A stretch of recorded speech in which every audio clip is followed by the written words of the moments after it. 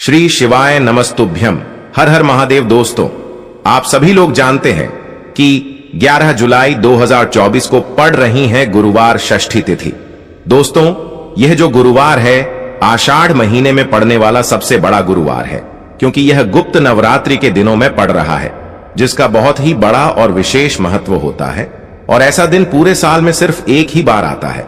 और दोस्तों, आप सभी लोग जानते हो कि गुरुवार का अगर सबसे बड़ा कोई उपाय है तो वो 11 चावल के दाने वाला उपाय है।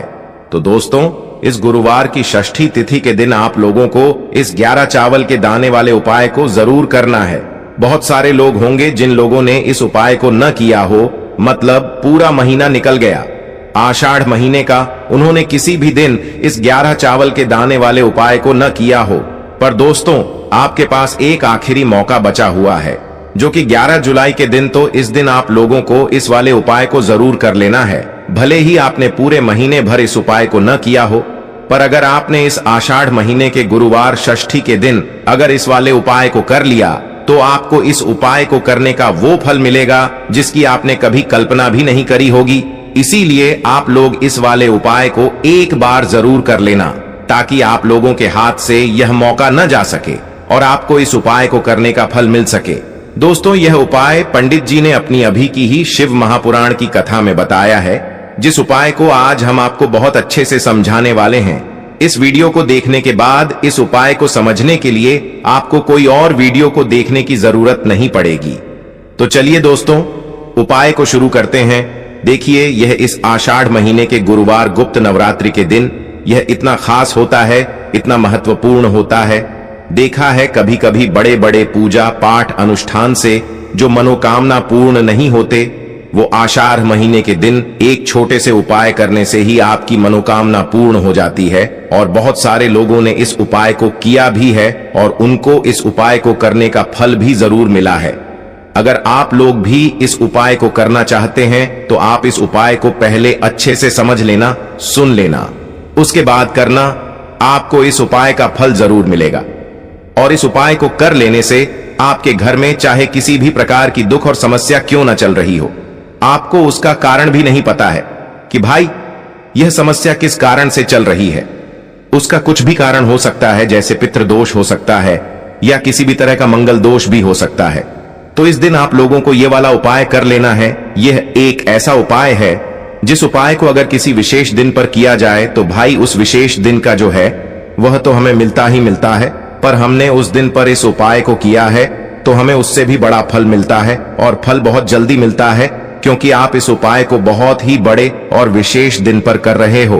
तो चलिए अब उपाय के बारे में बात करते हैं, लेकिन उससे पहले आप लोगों को यह जानना आवश्यक है कि आखिर यह उपाय किस समय करना है, किसको करना है और कैसे करना है।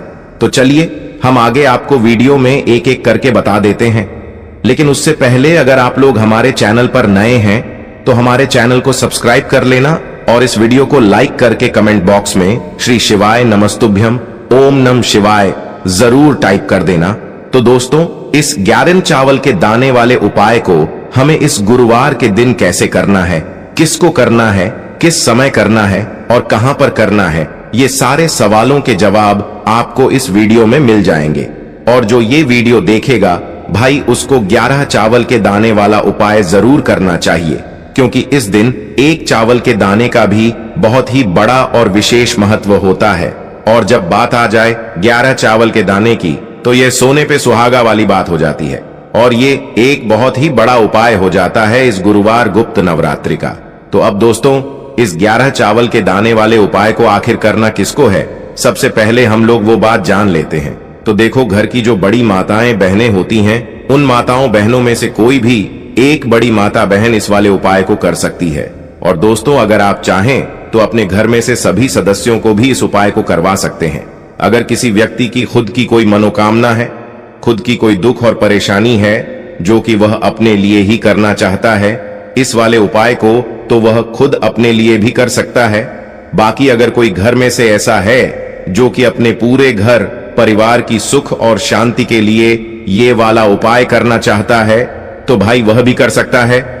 उसमें भी कोई दिक्कत वाली बात नहीं है।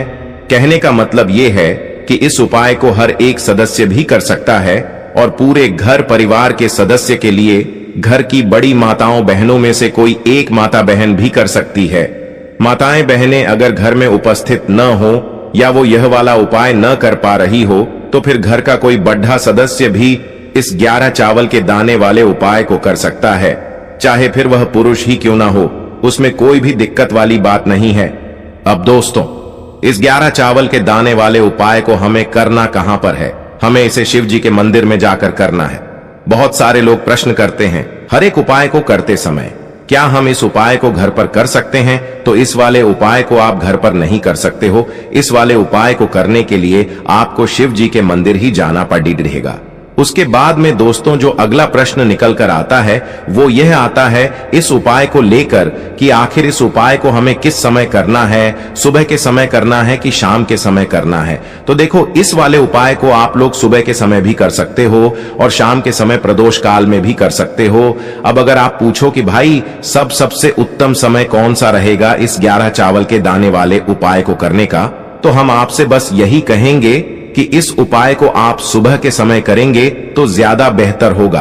बाकी अगर प्रदोष काल शाम के समय भी करेंगे तो भी अच्छा होगा, उसमें कोई भी दिक्कत वाली बात नहीं है। तो अब दोस्तों जो अगली सबसे बड़ी और महत्वपूर्ण बात आती है वो यह आती है कि सुबह अगर हम उपाय को करेंगे तो हमें कितने बजे से लेकर कितने बजे तक के बीच में करना है, और शाम के समय प्रदोष काल में करेंगे तो हमें कितने बजे से लेकर कितने बजे के बीच में करना है। तो देखो, सुबह जितनी जल्दी हो सके आप उपाय को करने की कोशिश करना। बाकी अगर किसी कारणवश लेट भी हो जाओ, थोड़ी देर भी हो जाए, तो 10 या 11 बजे तक भी आप उपाय कर लेना, पर 12 बजे से ज्यादा देरी न हो, ठीक है? इस बात का ध्यान रखना। उसके बाद में दोस्तों अगर शाम के समय प्रदोष काल की बात करें, प्रदोष काल का जो समय होता है वो शाम के 6 बजे से शुरू हो जाता है। मतलब शाम के 6 बजे से लेकर 7 बजे के बीच का जो समय होता है ये समय प्रदोष काल का समय होता है। पर अभी जो मौसम चल रहा है इस मौसम में जो है शाम बहुत देरी से होती है, तो आप इस उपाय को 7 या 8 बजे के बीच में भी कर सकते हो। मतलब शाम के 6 बजे से रात 8 बजे के बीच में आप कभी भी इस वाले उपाय को कर सकते हो, उसमें कोई भी दिक्कत वाली बात नहीं है। अब दोस्तों यहां पर इस उपाय को लेकर एक और सबसे बड़ी बात यह निकल कर आती है कि इस 11 चावल के दानों को हमें लेना कहां से होता है, और हमें इस उपाय को करने के साथ में क्या और कुछ भी सामग्री ऐसी होती है जो शिव जी के मंदिर लेकर जानी पड़ती है। तो देखो यहां पर हम आपको बता दें, सबसे पहले आप लोग ये जान लो कि यह जो 11 चावल के दाने वाला उपाय है, सिर्फ और सिर्फ आप उपाय की सामग्री लेकर कभी भी शिव जी के मंदिर मत जाना, क्योंकि हमें भगवान के सामने यह नहीं दर्शाना है कि अगर हम भगवान शिव जी के मंदिर आए हैं तो अपने फायदे के लिए आए हैं। तो इसलिए जो भी पूजन सामग्री है उपाय सामग्री है, 11 चावल के दाने, इसके साथ में आपको पूजन सामग्री भी जरूर लेकर जाना है। देखो अगर सुबह के समय उपाय कर रहे हो तो सीधी सी बात है, 1 लोटा जल तो आप लेकर जाओगे ही जाओगे। वही 1 लोटा जल अगर मिट्टी का जल हो तो बहुत अच्छा रहेगा। मिट्टी का जल कैसे बनाया जाता है इसके लिए हमने पहले से बहुत सारी वीडियोस बना दी है। आपके पास इस दिन एक आखिरी मौका रहेगा मिट्टी का जल शिव जी पर चढ़ाने का और उपाय को करने का। बहुत बड़ा आपको इस दिन फल मिलेगा, तो इसलिए इस दिन हो सके तो भाई मिट्टी का जल चढ़ाना, तो अपने साथ में कम से कम 1 लोटा जल तो आपको लेकर जाना ही जाना है। अगर मिट्टी का जल नहीं है तो घर का जल भी आप इस्तेमाल कर सकते हो। इसके अलावा जो भी पूजन सामग्री है, देखो 11 चावल के दाने ये अलग आपके रहेंगे और जो आपकी पूजन सामग्री रहेगी वो अलग रहेगी। पूजन सामग्री में आप जो भी चीज लेकर जाना चाहे वो लेकर जा सकते हैं, उसमें कोई भी दिक्कत वाली बात नहीं है। वहीं अगर हम बात करें शाम के समय की, तो शाम के समय शिव जी पर जल नहीं चढ़ता है, इसीलिए शाम के समय आप लोग एक दीपक तैयार कर लें जो कि गोल बत्ती का आटे का शुद्ध देसी गाय का घी का होगा, है ना? इस बात का आप लोगों को ध्यान रखना है, और इस दीपक को आपको घर से जलाकर नहीं लेकर जाना है, भगवान शिव जी के मंदिर में जाकर ही जलाना है। इस बात का भी आप लोगों को ध्यान रखना है। अब दोस्तों यहां पर हमें इस बात को समझना है कि यह 11 चावल के दाने हमें लेना कहां से है।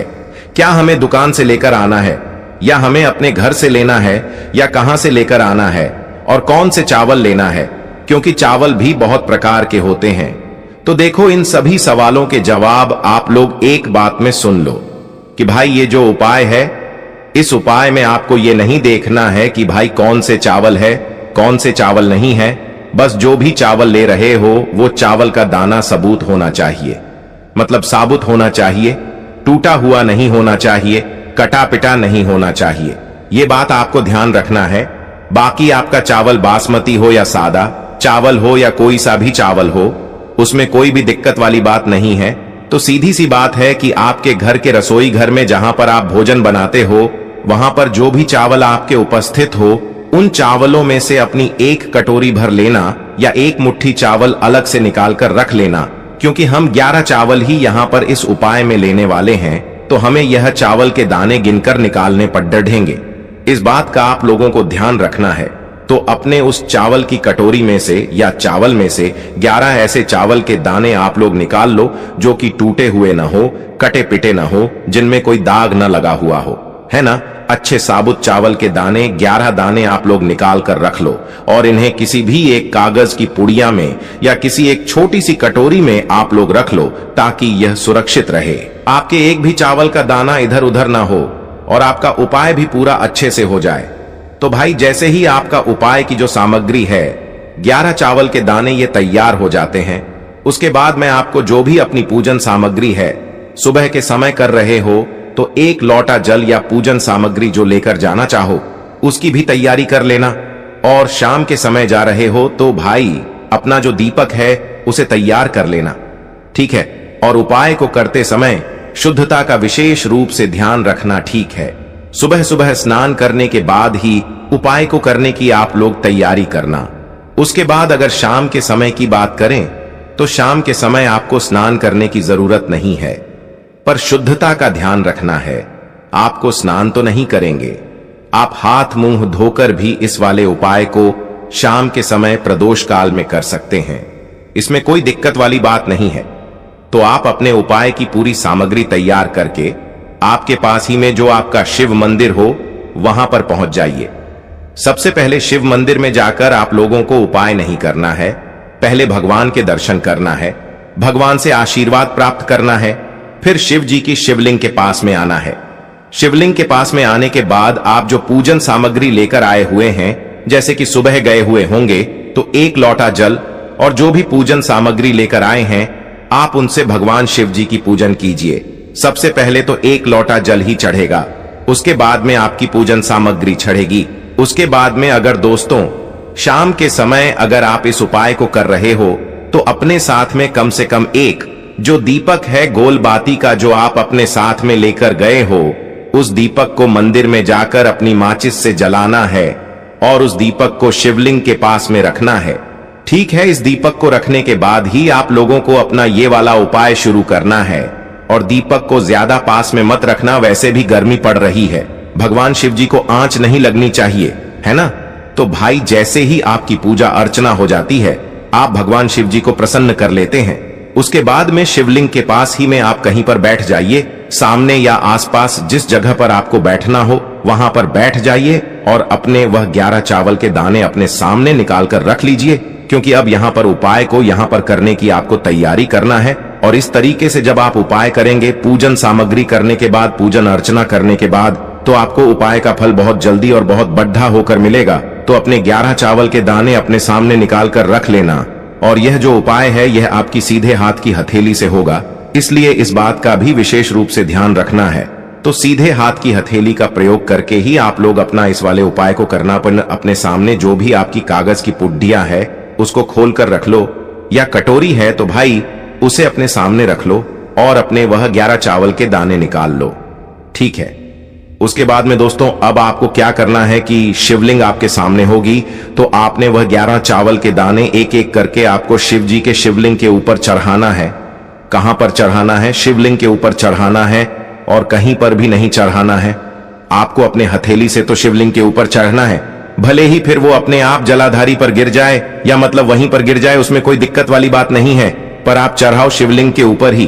तो आपको क्या करना है, अपना पहला चावल का दाना उठाना है, श्री शिवाय नमस्तुभ्यम बोलना है और शिवलिंग पर चढ़ा देना है। इसी तरीके से दूसरा चावल का दाना उठा है, शिवलिंग पर चढ़ाना है और मंत्र बोल देना है। और फिर तीसरा चावल का दाना उठाना है, श्री शिवाय नमस्तुभ्यम बोलना है और चढ़ा देना है। इसी प्रकार से आपको पूरे 11 चावल के दाने एक एक करके शिव जी के शिवलिंग के ऊपर चढ़ाना है और भगवान से प्रार्थना करते जाना है।